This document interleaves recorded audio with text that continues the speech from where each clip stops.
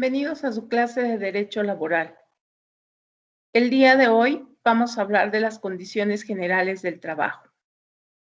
En el artículo 123 de nuestra Constitución se encuentran contenidas las bases mínimas a favor de los trabajadores, susceptibles de ser ampliadas por la legislación ordinaria y a través de la contratación individual y colectiva. El propósito del constituyente fue señalar las bases para una reglamentación posterior dentro de la idea de una armonía entre los factores de producción y el equilibrio entre el capital y el trabajo. Estas bases mínimas son conceptualizadas como las condiciones generales del trabajo. Estas son el conjunto de obligaciones y derechos que se imponen mutuamente y de manera recíproca a los trabajadores y patrones en virtud de las relaciones de trabajo que se dan entre ellos, mismas que deben de garantizar la integridad física y económica, así como el mejoramiento de la vida del trabajador y de su familia.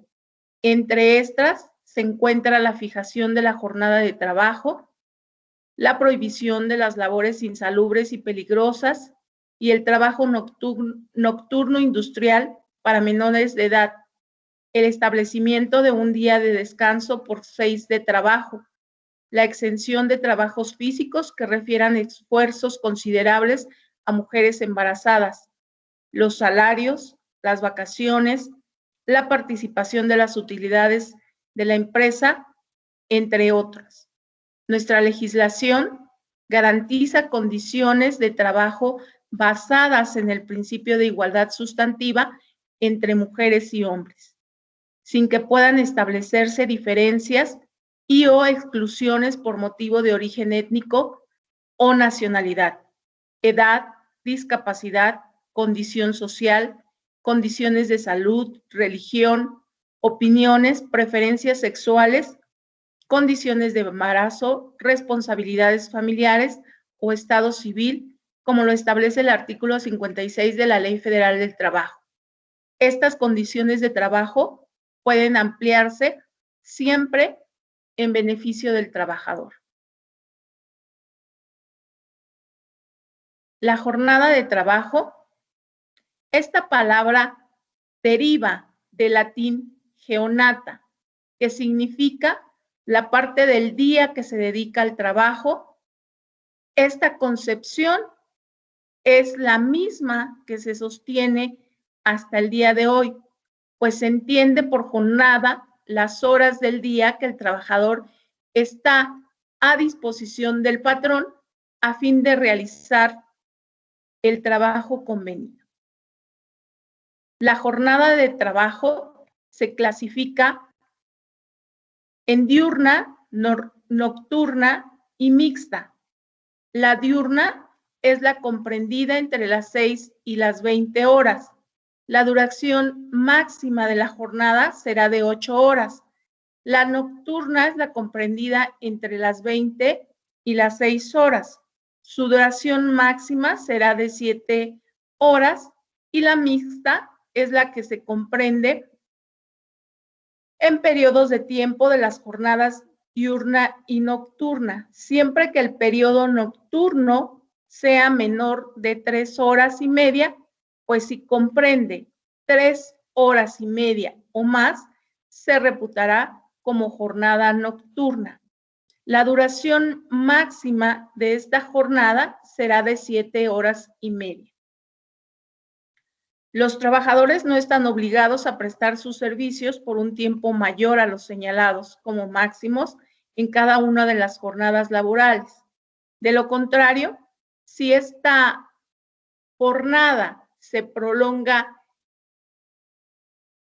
en el tiempo y esta prolongación es de 9 horas a la semana, sin nunca exceder de 3 horas diarias ni de 3 veces a la semana, se computará como un tiempo extraordinario. Este tiempo extraordinario se pagará con un 100% más del salario que corresponda a las horas de la jornada. La prolongación del tiempo extraordinario que exceda de 9 horas a la semana obliga al patrón a pagar al trabajador el tiempo excedente en un 200% más del salario que corresponda a las horas de la jornada. Los días de descanso, la Ley Federal del Trabajo, en su artículo 69, señala que por cada 6 días de trabajo disfrutará el trabajador de un día de descanso, por lo menos con goce de salario íntegro. Se procurará que el día de descanso obligatorio sea el domingo y el salario de ese día de descanso se pagará como si fuera un día laboral. Todos los trabajadores que presten sus servicios en día domingo tendrán derecho a una prima adicional del 25%, por lo menos, sobre el salario de los días ordinarios de trabajo. Los trabajadores no están obligados a prestar sus servicios en sus días de descanso. Si se quebranta esta disposición, el patrón pagará al trabajador, independientemente del salario que le corresponda por el descanso, un salario doble por el servicio prestado. Nuestra Ley Federal del Trabajo establece como días de descanso obligatorio el 1 de enero por ser Año Nuevo, el primer lunes de febrero en conmemoración del 5 de febrero por la promulgación de la Constitución mexicana, el tercer lunes de marzo en conmemoración del 21 de marzo por el natalicio de Benito Juárez, el 1 de mayo por ser el Día del Trabajo, el 16 de septiembre por ser el Día de la Independencia de México, el tercer lunes de noviembre en conmemoración del 20 de noviembre por ser la conmemoración de la Revolución Mexicana, el 1 de diciembre de cada 6 años cuando corresponda a la transmisión del Poder Ejecutivo Federal, el 25 de diciembre por Navidad y el que determinen las leyes federales y locales en materia electoral en el caso de elecciones ordinarias para efectuar la jornada electoral. Las vacaciones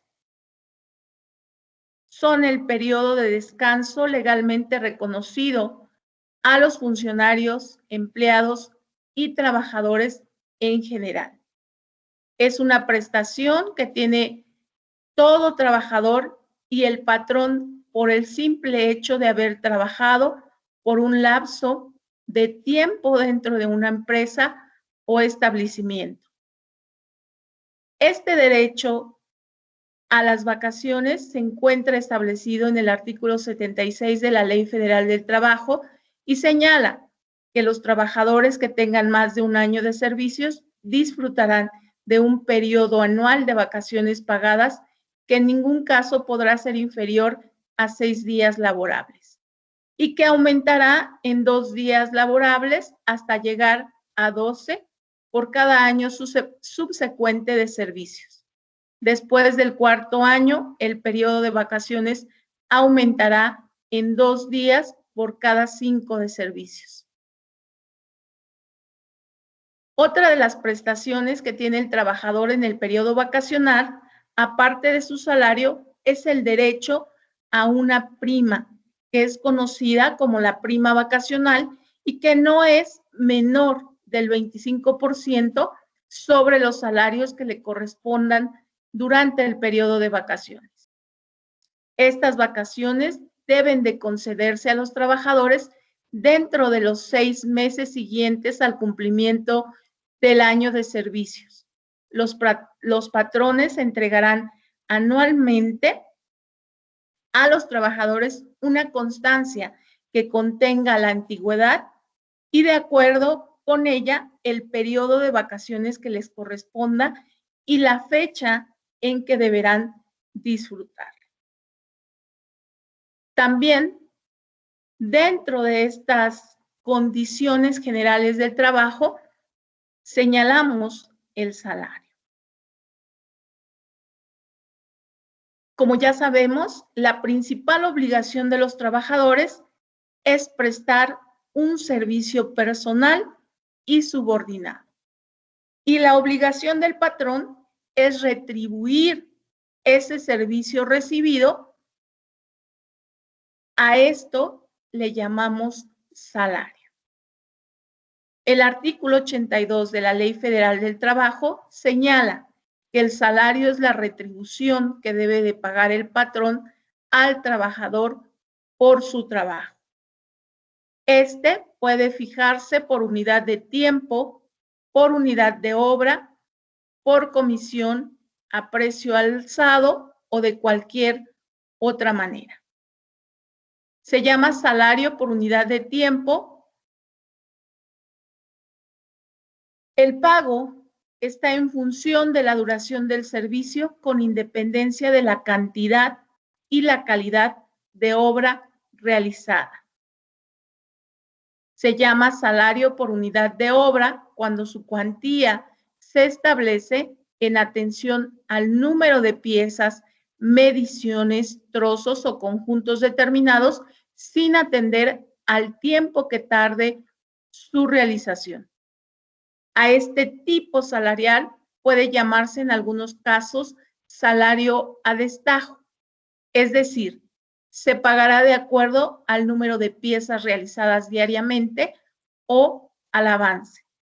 La retribución que se pague será tal, que para un trabajo normal en una jornada de 8 horas dé por resultado el monto del salario mínimo por lo menos. Además, se hará constar la cantidad y la calidad del material, el estado de la herramienta, los útiles que el patrón proporcione para ejecutar la obra y el tiempo por el que los podrá a disposición del trabajador sin que pueda exigir cantidad alguna por concepto del desgaste natural que sufra la herramienta como consecuencia de este trabajo.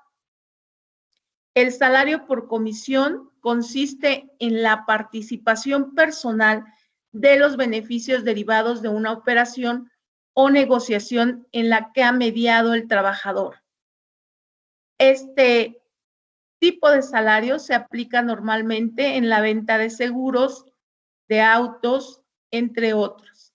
El salario a precio alzado es similar al determinado por unidad de obra, es decir, por productos terminados. La diferencia entre estos es que mientras el salario por unidad de obra, el patrón aporta los materiales y la herramienta en la determinación a precio alzado, el trabajador aporta tanto los materiales como las herramientas para la realización de esa obra. Y por último, el salario de cualquier otra manera.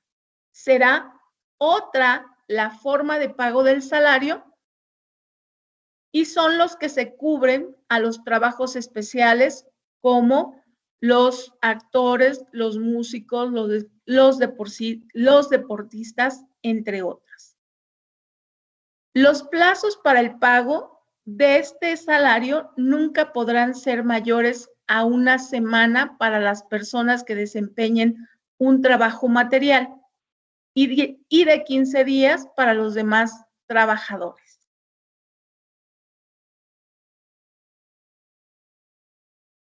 También se establece en nuestra Ley Federal del Trabajo que este salario debe ser remunerador y nunca menor al fijado como mínimo de acuerdo con las disposiciones de la ley. Para fijar el importe del salario se tomará en consideración la cantidad y la calidad del trabajo. Además, conceptualiza el salario mínimo. indicando que es la cantidad menor que debe recibir en efectivo el trabajador por los servicios prestados en una jornada de trabajo, deberá ser suficiente para satisfacer las necesidades normales de un jefe de familia en el orden material, social, cultural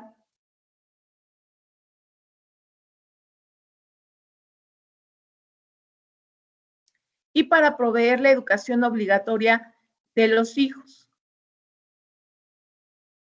En nuestro país, los salarios mínimos pueden ser generales para una o varias áreas geográficas de aplicación que pueden extenderse a una o más entidades federativas o profesionales para una rama determinada de la actividad económica o para profesiones, oficios o trabajos especiales dentro de una o varias áreas geográficas. De acuerdo al artículo 92, los salarios mínimos generales regirán para todos los trabajadores en el área o áreas geográficas de aplicación que se determine, independientemente de la rama de actividad económica, profesiones, oficios, trabajos especiales. Y existen dos áreas geográficas. El área geográfica de la zona libre de la frontera norte, que integra Ensenada, playas de Rosarito, Mexicali, Tecate, Tijuana y San Quintín, en el estado de Baja California, San Luis Río Colorado, Puerto Peñasco, General Plutarco Elías Calles, Caborca, Altac, Zaric, Nogales, Santa Cruz, Cananea, Naco y Agua Prieta, en el estado de Sonora, Janos, Ascensión, Juárez, Praxedis, Guerrero, Guadalupe, Coyamé de Sotol, Ojinaga y Manuel Benavides en el estado de Chihuahua, Ocampo, Acuña, Zaragoza, Jiménez, Piedras Negras, Nava, Guerrero e Hidalgo en el estado de Coahuila, Anáhuac en el estado de Nuevo León y Nuevo Laredo, Guerrero, Mier, Miguel Alemán, Camargo, Gustavo Díaz Ordaz, Reynosa, Río Bravo, Vallehermoso y Matamoros en el estado de Tamaulipas, y el área geográfica del resto del país, que integra el resto de los municipios del país y las alcaldías de la Ciudad de México que no fueron listadas anteriormente y que conforman la República Mexicana. Asimismo, se establecen las medidas para evitar abusos en las nuevas modalidades de contratación, los contratos por escrito y por una sola vez, los contratos improrrogables, los mismos derechos y obligaciones que los demás trabajadores con seguridad social, no se pueden aplicar en forma simultánea o sucesiva ni en más de una ocasión. No se pueden aplicar al mismo trabajador en forma simultánea o sucesiva ni en más de una ocasión los periodos de prueba o capacitación inicial.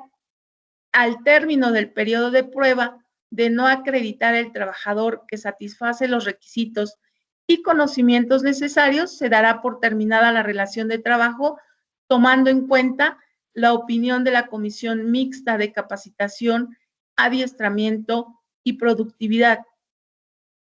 Todas aquellas con salario, prestaciones, seguridad social y cómputo de antigüedad. La modificación de las condiciones de trabajo pueden considerarse todas aquellas que de forma directa afectan la vida del trabajador. Puede ser el cambio de jornada, el horario de trabajo a turnos, el sistema de trabajo y rendimiento, el sistema de remuneración, entre otros. El artículo 20 del Estatuto de los Trabajadores concede al empresario un poder discrecional sobre la reorganización del trabajo dentro de la empresa, sobre todo en cuanto a la dirección y a la organización de la misma. Cuando este poder afecta las condiciones esenciales del contrato de trabajo, se debe de atender el artículo 40 de este mismo estatuto, ya que también limita ese poder imponiéndole determinadas obligaciones al patrón para realizar estos cambios. La decisión de la modificación sustancial de las condiciones de trabajo de carácter individual debe ser notificada por el empresario al trabajador afectado y a sus representantes legales con una antelación mínima de 30 días a la fecha de su efectividad. Si existe una modificación en cuanto al horario del trabajo, a la distribución del tiempo, a la jornada del trabajo, al régimen del trabajo, a turnos, y el trabajador resulta perjudicado por esta modificación de las condiciones de trabajo, tiene derecho a rescindir su contrato y percibir una indemnización de 20 días de salario por año de servicio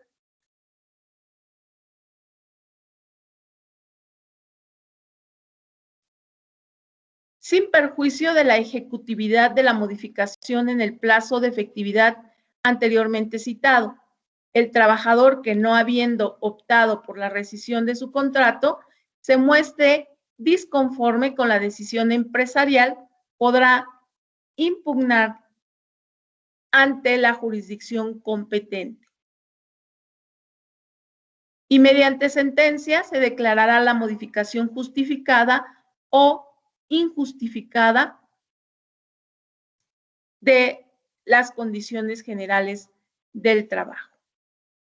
Además, los salarios mínimos se fijarán por una comisión nacional integrada por representantes de los trabajadores, de los patrones y del gobierno, la cual podrá auxiliarse de las comisiones especiales de carácter consultivo que considere indispensables para el mejor desempeño de sus funciones.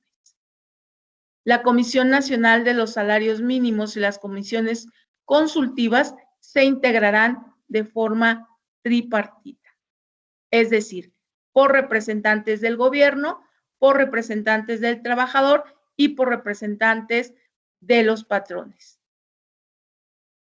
Asimismo, los principios generales para la protección del salario son el derecho a percibir el salario de manera irrenunciable. El salario se pagará directamente al trabajador solo en los casos de que éste esté imposibilitado para efectuar personalmente el cobro. El pago se hará a la persona que designe como apoderado mediante carta poder suscrita por 2 testigos. Es nula la cesión de los salarios a favor del patrón o de terceras personas, cualquiera que sea la denominación o forma que se le dé. El salario de los trabajadores no será objeto de compensación alguna. El pago de salarios se efectuará en el lugar donde los trabajadores presten sus servicios. El pago debe efectuarse en día laborable, fijado por convenio entre el trabajador y el patrón durante las horas de trabajo o inmediatamente después de su terminación. Previo consentimiento del trabajador, el pago del salario podrá efectuarse por medio de depósito en cuenta bancaria, tarjeta de débito, transferencias o cualquier otro medio electrónico. Los gastos y costos que originen estos medios alternativos de pago serán cubiertos por el patrón.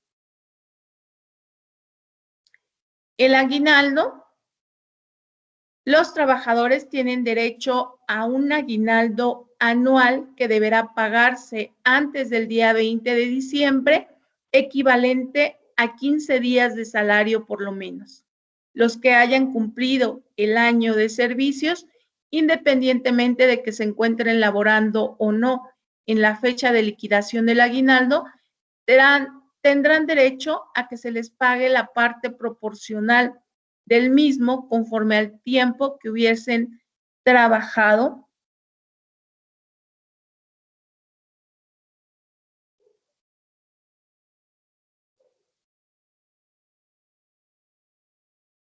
y por último, el reparto de utilidades. Como sabemos, el objetivo de toda empresa es la obtención de ganancias con su actividad, las cuales no son posibles sin la colaboración y labor de cada uno de los trabajadores, por lo que es importante que los patrones compartan estas ganancias con los trabajadores y a esto se le denomina partición de los trabajadores en las utilidades de la empresa y se encuentra regulado por el artículo 117 de la Ley Federal del Trabajo. Para determinar qué porcentaje le corresponde a los trabajadores sobre este derecho, existe una Comisión Nacional para la Participación de los Trabajadores en las Utilidades de las Empresas, dependiente de la Secretaría del Trabajo y Previsión Social, quien practicará las investigaciones y realizará los estudios necesarios y apropiados para conocer las condiciones generales de la economía nacional y tomará en consideración la necesidad de fomentar el desarrollo industrial de nuestro país, el derecho del capital a obtener un interés razonable y la necesaria reinversión de capitales. De acuerdo al artículo 122 de este mismo ordenamiento legal, indica el reparto de utilidades deberá efectuarse dentro de los 60 días siguientes a la fecha que deba pagarse el impuesto anual de las empresas o establecimientos, es decir, la fecha límite para el pago del impuesto para las personas morales es el 31 de marzo y para las personas físicas el 30 de abril. Entonces, las utilidades deben pagarse a los trabajadores a más tardar el 31 de mayo, quienes presten sus servicios en las empresas, y el 30 de junio para quienes presten sus servicios a las personas físicas. El artículo 123 de la Ley Federal del Trabajo establece la forma de reparto de utilidades que se dividirá en dos partes iguales. La primera se repartirá por igual entre todos los trabajadores, tomando en consideración el número de días trabajados por cada uno de los años, independientemente del monto de los salarios. La segunda se repartirá en proporción al monto de los salarios devengados en el trabajo prestado durante el año. El derecho de los trabajadores a participar en las utilidades no implica la facultad de intervenir en la dirección o administración de las empresas, de acuerdo al artículo 131 de este mismo ordenamiento legal, el cual además establece qué personas se encuentran exceptuadas de la participación de las utilidades, como son las empresas de nueva creación durante el primer año de funcionamiento, las empresas de nueva creación dedicadas a la elaboración de un producto nuevo durante los 2 primeros años de funcionamiento, las empresas de industria extractiva de nueva creación durante el periodo de explotación, las instituciones de asistencia privada reconocidas por las leyes que con bienes de propiedad particular ejecuten actos con fines humanitarios de asistencia sin propósitos de lucro y sin designar individualmente a los beneficiarios, el Instituto Mexicano del Seguro Social y las instituciones públicas descentralizadas con fines culturales, asistenciales o de beneficencia. Las empresas que tengan un capital menor que la ley del que fije la Secretaría del Trabajo y Previsión Social por ramas de la industria, previa consulta con la Secretaría de la Industria y el Comercio. Además, el 127 de esta misma ley establece las normas que se fijan a los trabajadores a participar en el reparto de utilidades. Me dio mucho gusto saludarlos. Nos vemos en la siguiente clase.